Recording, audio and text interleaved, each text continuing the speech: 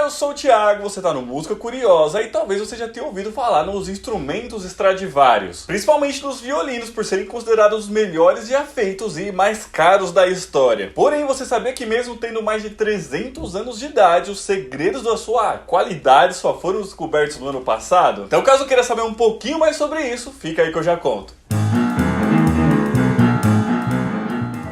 Bom, só para dar um contexto aqui, os instrumentos Stradivarius foram feitos pelo luthier italiano Antonio Stradivari, que viveu entre os anos de 1644 até 1737, falecendo aos 93 anos. Ele fazia instrumentos de corda como violoncelo, harpas e violas, mas ficou conhecido mesmo por causa de seus violinos, que são praticamente uma lenda no mundo da música. E já na época em que ele ainda era vivo, seus violinos eram famosos, tá? Sendo encomendados e comprados aí por grandes nomes da música, monarcas e pela burguesia europeia. Estima-se que em toda a sua vida aí, o Antonio Stradivari construiu cerca de 1.100 violinos, começando no ano de 1666, dos quais aí cerca de 500 ainda estão em circulação pelo mundo hoje, tá? Estando sempre presentes aí em exposições e grandes leilões, sendo vendidos a preços astronômicos.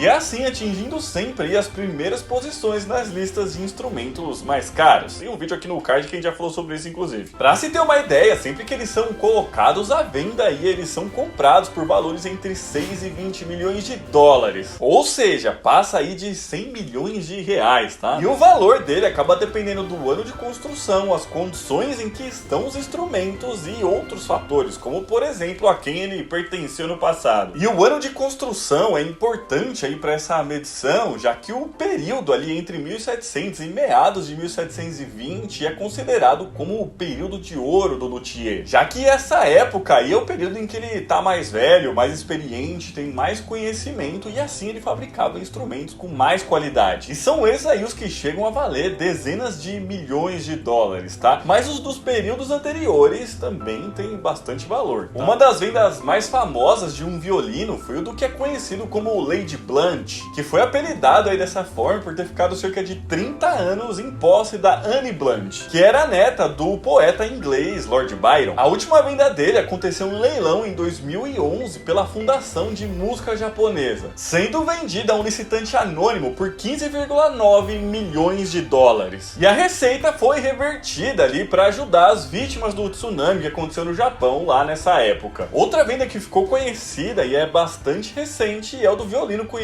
como Da Vinci e Seidel, que foi fabricado no ano de 1714 e leiloado agora no dia 9 de junho de 22, sendo arrematado por 15,34 milhões de dólares. E ele foi batizado dessa forma aí por conta do seu tocador mais famoso, que foi o russo-americano Tosha Seidel, que comprou no ano de 1924 por 25 mil dólares e sendo dono dele por 40 anos. Já o Da Vinci, né, foi incluído ali no nome depois de um leilão que aconteceu nos anos 20 e como uma homenagem ao Leonardo da Vinci, né? É só isso mesmo. Mas enfim, depois de todas essas informações aí, você deve estar se perguntando o motivo de toda essa fama e esses preços, né? E ela se deve à sonoridade única que o instrumento tem, que nunca conseguiram reproduzir exatamente mesmo depois de tantos anos, chegando isso a ser um mistério aí, motivo de muitos estudos bastante longos sobre como que o luthier conseguiu fazer isso, já que seus instrumentos aí chegaram a ser considerados como obras de arte, tanto pela sua sonoridade como pela sua forma perfeita, com pessoas dizendo que o som que ele emitia parecia até mesmo vozes humanas. Olha aí.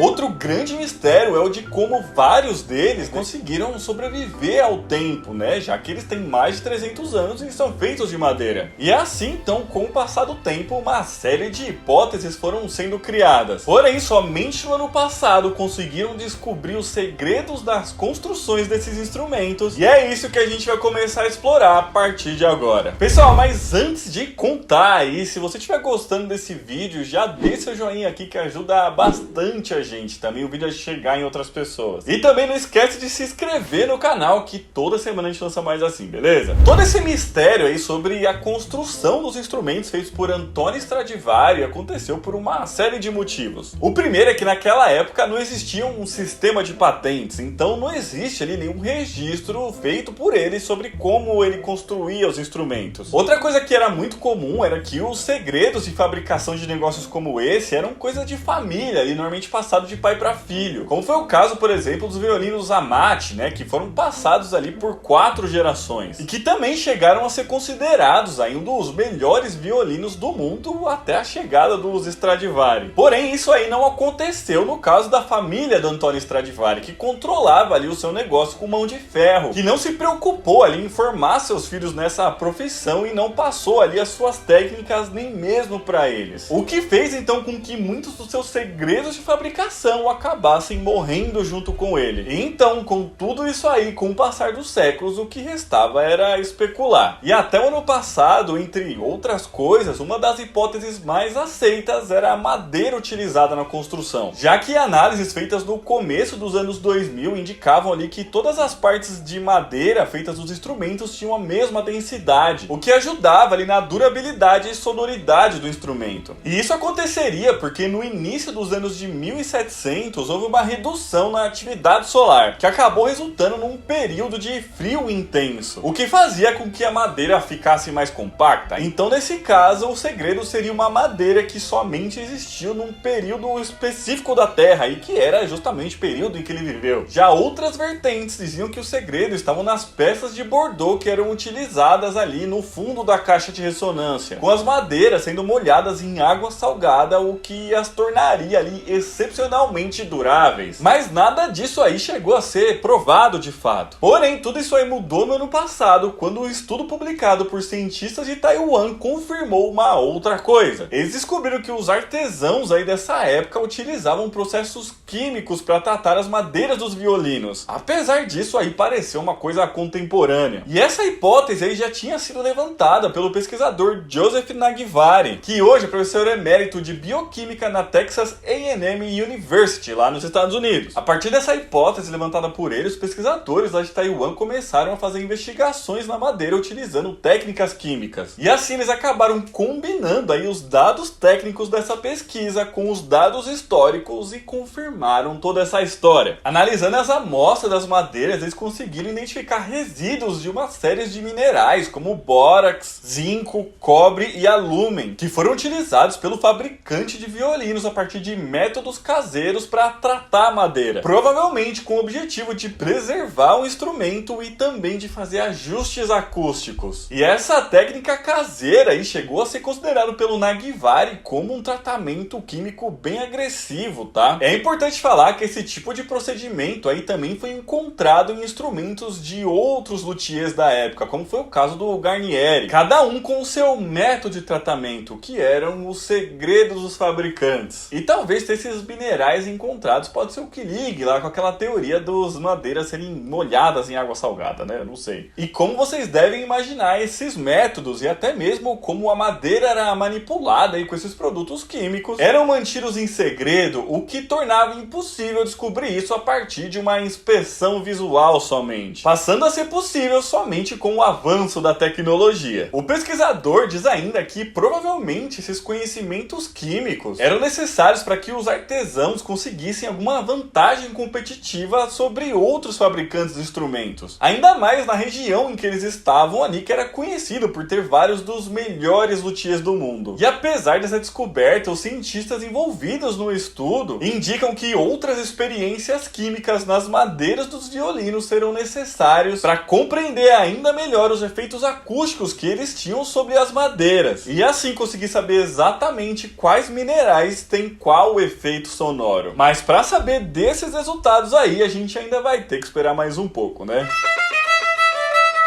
Mas então é isso, pessoal, esse vídeo vai ficando por aqui, espero que vocês tenham gostado, e se gostaram já deixa o joinha aqui embaixo, tá bom? Comenta aqui pra gente se você conhecia essa história e se você também era curioso pra saber os mistérios dos Stradivarius. Aqui do Zay está deixando outros vídeos pra vocês assistirem, um beijo, até a próxima e tchau!